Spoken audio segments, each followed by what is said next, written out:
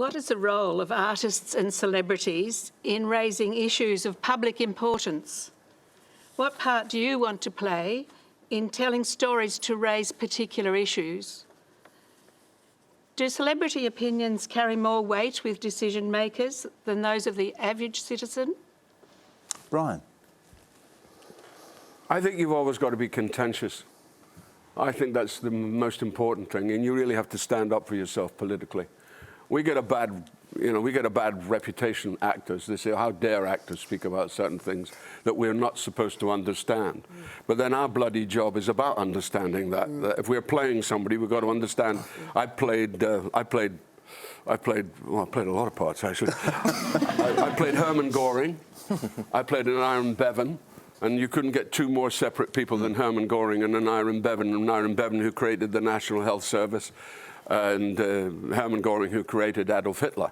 So you can't get anything more extraordinary than that. And therefore you have to inhabit that. And by inhabiting it, you understand what the process is. You understand what it's about. And that's why you form, and it's through that that you form political opinion. And political opinion is important.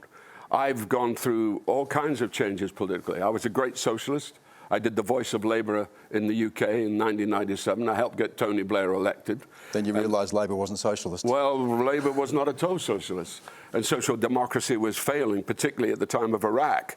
And what Blair did in Iraq was disgraceful. The act of hubris was ridiculous. And I decided, where do I go now? Where is social democracy alive and well? And ironically, it was back in my home country of Scotland. There's an amazing woman called Nicola Sturgeon, who I think is an extraordinary person. And she's leading the country. The First Minister right now, yeah. Yeah, and she's the First Minister. And hopefully we're going to go for another referendum. They'll try and stop us, but the heart of the people wants to be free. Yeah. Like you Australians have got the big debate about monarchy, and I wish you good luck with it. But I think it's important that you stand up for your beliefs. Otherwise, you know, what is it about? You know, what is life about? But how we live. Deborah, you can applaud if you want.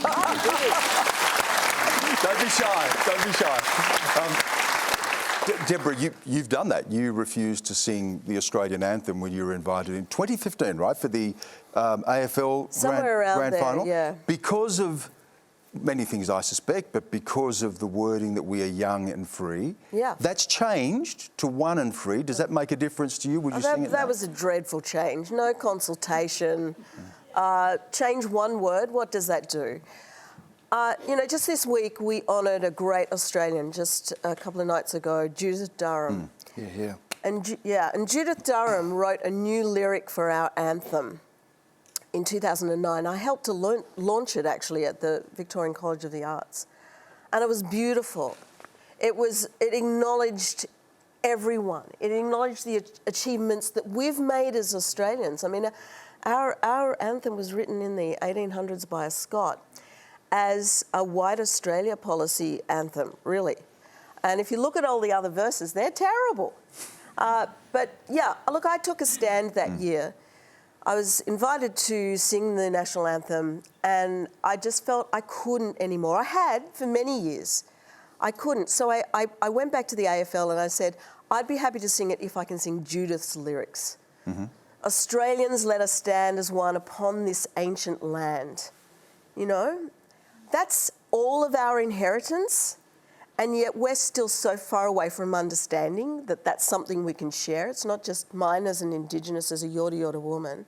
That's all of our inheritance, but it really depends on how much we understand that connection. We've got to go on that journey from perhaps not even knowing about it to knowing about it and then understanding it. And I would say, I would separate artists out from celebrities. I think that there are some artists who achieve celebrity, but they probably don't enjoy it that much. So I'd separate those two things out, and I think that's actually our remit as artists, because the arts are a way of knowing and being in the world. They're a millennia old. They're central to the way we exist, the way society holds together. So I think that it's actually our duty of care as artists to society. Marlon, as a performer, as a musician, do you see your role as political as well? And are you comfortable with a political voice as well as a musical one? I've never been overtly political as a songwriter, but it's implicit. It's implicit in everything you do. You know, you're calling out to society and presenting a story that exists within the framework of politics, and I think it's foolish to think that you can somehow, in any aspect of life, in terms of arts and in terms of anything, it's foolish to think you're somehow outside of the realm, you know. And to go to that point about celebrity does carry weight with you know, in the public square, and so it, you know, just by virtue of the loudness of the voice, you know, and the reach. So, and that's both you know, that's potentially a very dangerous thing. And so, but the artist side is, yeah, it is. There's a duty to engage and to be unafraid of exploring and following your nose of wherever that takes you, I think. And so that's, yeah, it's inherently political.